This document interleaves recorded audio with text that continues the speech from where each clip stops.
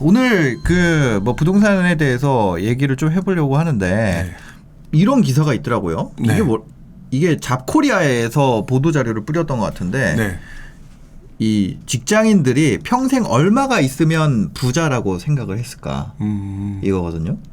얼마라고 생각하세요? 금액 그냥 딱 물어보면 누가 안녕하세요 설문조사입니다. 부자라고 하면 얼마 있어야 될까요? 이런 거. 근데 일반적으로 얘기하게 되면 요즘에는 한 4, 50억 최소 뭐 이렇게 생각할 것 같아요. 네네. 네. 근데 예전에는 10억이었었거든요. 아, 네. 그래서 그 당시에만 나왔던 책이 10억이라고 하는 제목이 예전 책 뒤져보면 되게 네. 많았었어요. 근데 계속 바뀌는 것 같아요. 아, 그죠. 그게 저도 보니까 이렇게 돼 있더라고요.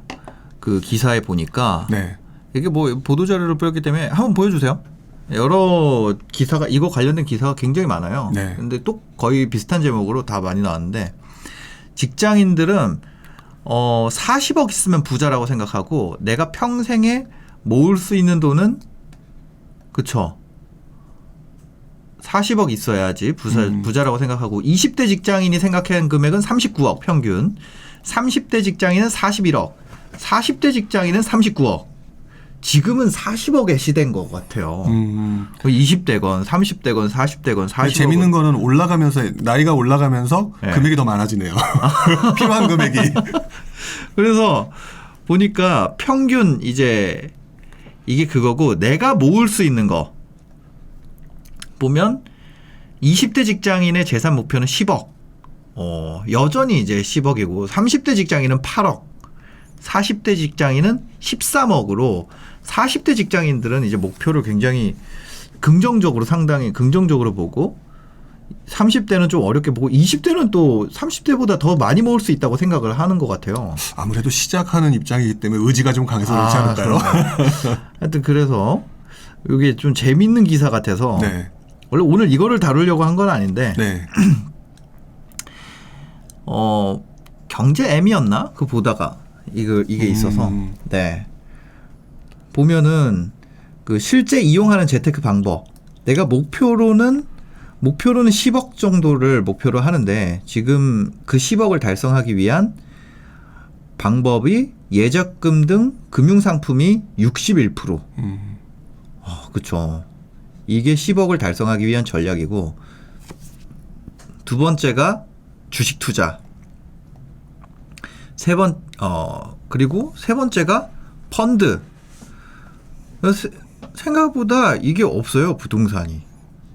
그게 제 네. 개인적인 생각이긴 한데 네네. 그런 것 같아요. 일단 부동산은 초기 자금이 많이 들어간다라고 생각하시는 분들이 상당히 많은 것 같아요. 그러다 보니까 20대 분들 같은 경우는 그 생각을 아예 처음부터 못 하시는 경우가 많고 30대, 40대가 가면서 점점 생각을 하게 되는데 그때 이제 거주라는 게 또 되게 중요한 부분도 발생하니까 그 뒤늦게 관심을 가지다 보니까 아무리 생각해도 우리한테 굉장히 익숙하게 그 알고 있는 그런 그 예적금이나 주식이나 그쪽부터 처음을 시작하는 거는 어떻게 보면 좀 당연한 것 같아요. 네. 그쪽에 관심을 갖고 있는 사람들이 여전히 많이 있다는 거죠. 그렇죠. 예적금이나 금융 투자 상품.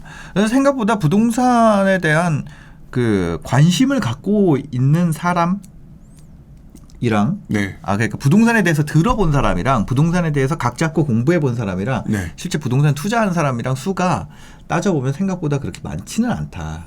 그런 게 좀 이 기사를 보고 느껴지더라고요. 그 10억 목표 달성을 위해서 60 몇 프로가 금융 투자 상품을 네. 그쵸?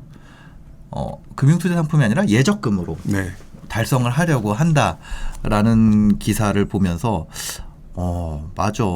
나도 그랬었지. 이렇게 생각이 되네요. 솔직히 저도 조금 처음에 지금 부동산 아는 선배로 나왔지만 네. 저도 처음에는 아무래도 기본은 종잣돈을 마련하기 위해서는 분명히 예적금이라든지 금융상품이라는 것부터 출발하는 거는 맞았던 것 같아요.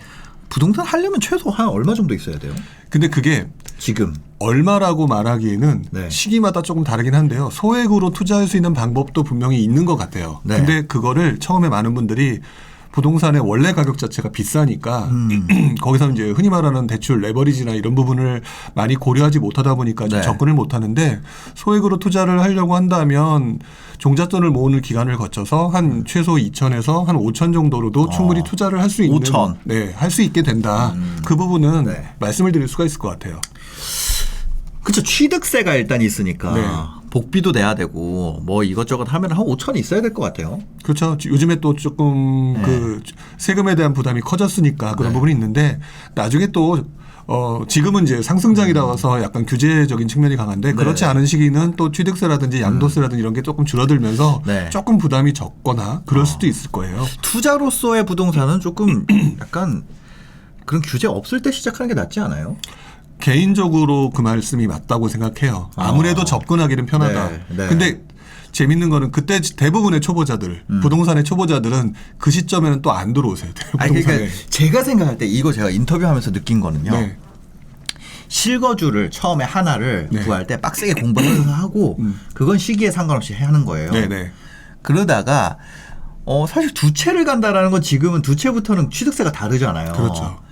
그래서 한 채를 갖고 있으면은 좀 이 시장을 보는 눈이 바뀌거든요. 네. 그래서 저도 이게 계속 나오는 분들 얘기를 들어보면 첫 번째 한 채는 일단은 시장과 관계없이 사놓는다. 왜냐면 오르는 거를 내가 뭐라 그러지? 벼락거지라고 하잖아요. 네. 내가 벼락 맞는 거는 막을 수 있잖아요. 최소한. 그렇죠. 빠지더라도 이제 내가 투자를 실제로 해볼 수 있는 시기가 오는구나. 이렇게 생각할 수 있고 네. 오르면 일단 벼락 맞는 거 피할 수 있는 그 포지션을 일단은 해놓는 게 좋지 않을까.